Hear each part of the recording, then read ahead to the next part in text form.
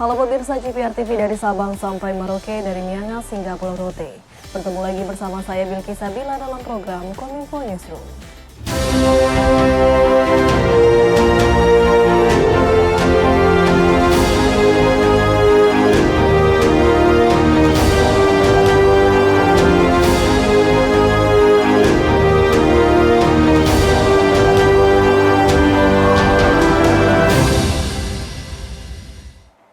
Pemirsa, inilah Kominfo Newsroom selengkapnya.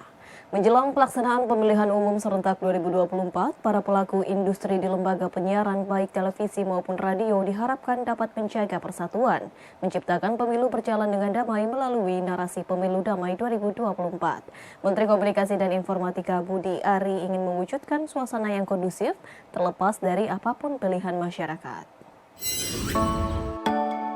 Menteri Komunikasi dan Informatika Budi Ari Setiadi mengajak para pelaku industri di lembaga penyiaran televisi dan radio untuk bisa menyukseskan narasi pemilihan umum damai serentak 2024. Menurutnya, dengan andil ekosistem lembaga penyiaran menggaungkan pemilu damai 2024, maka nantinya situasi masyarakat bisa tetap damai. Menteri Budi menilai Kementerian Komunikasi dan Informatika memiliki tanggung jawab yang besar dalam menyukseskan pemilu damai 2024. Beberapa program yang telah dilakukan Kemenkominfo diantaranya memberikan edukasi kepada penyuluh informasi publik untuk mengenal dan memahami pemilu damai. Selanjutnya, memberikan literasi digital dan politik kepada para pemilih pemula agar bijak menanggapi konten bermuatan politik di ruang digital. Kemenkominfo juga telah berkoordinasi lintas kementerian dan lembaga menangani konten-konten bermuatan negatif terkait dengan pemilu di ruang digital sehingga tidak merusak situasi damai di kehidupan nyata. Agar seluruh program bisa berjalan dan tersampaikan dengan baik, maka Menkominfo Budi mengajak para lembaga penyiaran untuk bisa mendorong narasi pemilu damai sehingga lebih dikenal masyarakat. Karena kita ingin membantu mewujudkan suasana yang lebih baik, lebih kondusif dalam perhelatan pemilu 2024 mendatang, terlepas dari apapun pilihannya. Begitu. Semoga di 2024 kita sama-sama bisa mewarnai pemilu 2004 dan pemilu serentak 2024 menjadi pemilu yang damai, bermartabat, berkualitas, dan bisa menghasilkan pemimpin-pemimpin yang dikehendaki oleh rakyat untuk membawa Indonesia menjadi lebih maju lagi. Ketua Bawaslu Rahmat Bagja mengimbau sejumlah bakal calon peserta pemilu untuk menahan diri dalam menggunakan frekuensi publik dalam tahapan sosialisasi. Hal tersebut disampaikan langsung usai menanggapi pertanyaan awak media mengenai polemik salah satu capres yang muncul dalam video azan maghrib di salah satu stasiun televisi. Badan Pengawas Pemilihan Umum terus menggencarkan serangkaian sosialisasi sebagai persiapan menyambut pemilihan umum tahun 2024. Salah satu sosialisasinya adalah terkait kegiatan kampanye. Ketua Bawaslu Rahmat Bagja memerintahkan seluruh jajarannya di tingkat provinsi dan kabupaten kota untuk mencopot semua alat peraga sosialisasi kampanye yang memunculkan gambar coblos. Ia menambahkan dalam masa sosialisasi saat ini cukup dilakukan dengan memperkenalkan calon peserta pemilu dengan menunjukkan nomor urut dan lambang partai politik. Bawaslu mengingatkan kepada peserta pemilu untuk tetap menaati aturan yang berlaku. Salah satunya Perbawaslu nomor 33 tahun 2018 tentang perubahan atas peraturan Badan Pengawas Pemilu nomor 28 tahun 2018 tentang pengawasan penyelenggaraan pemilu. Dan kami juga menghimbau dan meminta kepada teman-teman yang memasang alat peraga peserta pemilu, baik peserta pemilu maupun calon peserta pemilu yang teman-teman daftar calon sementara ini, untuk tidak kemudian mengajak. Mengajak itu salah satu yang eksplisit adalah ada tanda coblos. Itu kami minta untuk diturunkan. Sekarang hanya memperkenalkan diri saja bahwa dia peserta pemilu, calon itu sudah cukup sebenarnya. Untuk alat peraga itu pun sudah ada yang kami sampaikan kepada Komisi 2 juga pada saat yang lalu. Bagja juga menekankan pemasangan alat peraga sosialisasi juga tidak boleh melanggar aturan kepala daerah setempat. Ia meminta semua pihak untuk memperhatikan unsur-unsur dalam kampanye sesuai peraturan Komisi Pemilihan Umum nomor 15 tahun 2023 tentang kampanye pemilu. Kampanye ada 3 unsur yang harus dipenuhi. Pertama, ada peserta pemilu atau pihak yang ditunjuk oleh peserta pemilu untuk meyakinkan atau mengajak memilih. Dengan kemudian kategori ketiga adalah dengan menawarkan visi misi program kerja dan citra diri. Citra diri menurut TKP 15 tahun 2023 adalah nomor urut dan lambang partai.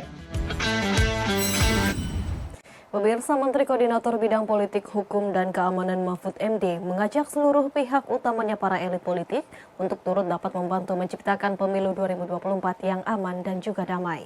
Tak lupa ia juga mengingatkan masyarakat untuk tetap mewaspadai politik identitas yang akan mengakibatkan konflik saat pemilu berlangsung. Menteri Koordinator Bidang Politik, Hukum, dan Keamanan Mahfud MD kembali mengingatkan masyarakat untuk tetap mewaspadai politik identitas yang digunakan para elit politik agar mendapat kekuasaan. Karena menurutnya politik identitas akan menimbulkan polarisasi di masyarakat yang pada akhirnya akan menimbulkan perpecahan dan berpotensi mengakibatkan konflik saat pemilu berlangsung.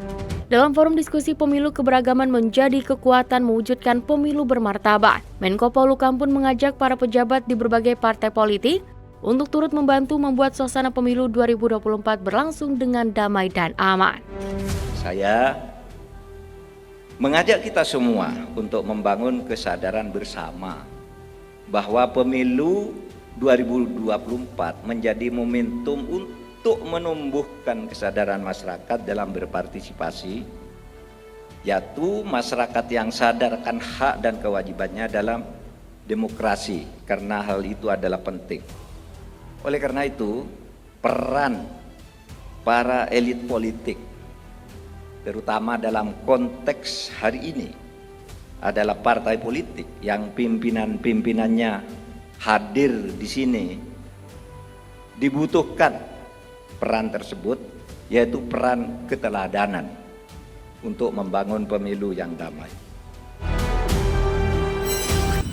Informasi lainnya, pemirsa, Badan Pelindungan Pekerja Migran Indonesia turut meningkatkan pengamanan siber untuk melindungi data pekerja migran Indonesia.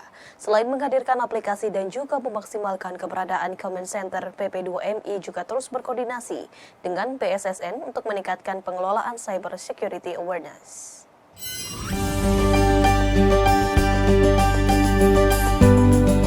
Deputi Bidang Penempatan dan Pelindungan Kawasan Asia Afrika BP2MI, Agustinus Gatot Hermawan, dalam sambutannya pada acara sosialisasi Cyber Security Awareness menyebutkan, BP2MI terus memaksimalkan pelindungan data pekerja migran Indonesia, diantaranya dengan menghadirkan aplikasi Siskop P2MI, yang merupakan satu tempat untuk semua jenis layanan pelindungan pekerja migran Indonesia. Aplikasi Siskop 2MI ini yang telah terintegrasi dengan berbagai kementerian lembaga yang ada di dalam dan luar negeri, serta telah terintegrasi dengan Direktorat Imigrasi, BPJS Ketenagakerjaan maupun lembaga perbankan. BP2MI juga telah memiliki layanan Command Center sebagai wadah yang menyimpan data pekerja migran sebanyak 4,7 juta.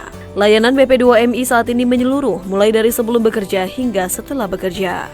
Agustinus Gatot Hermawan menyebutkan, pentingnya kesadaran keamanan informasi dalam mengamankan data pekerja migran Indonesia. Oleh karena itu, BP2MI juga melakukan kerjasama dengan BSSN untuk bisa meningkatkan pemahaman dan pengelolaan cyber security awareness untuk melindungi data-data pekerja migran Indonesia. BP2MI telah 100% memindahkan server aplikasi ke pusat data nasional Kementerian Kominfo, dan pemindahan yang telah dilakukan merupakan bukti dari komitmen BP2MI terhadap SPBE sesuai amanat Perpres nomor 95 tahun 2018.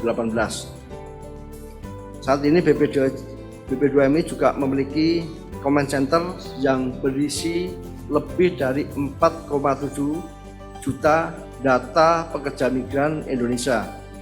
Dan saat ini juga BP2MI sedang dalam proses sertifikasi ISO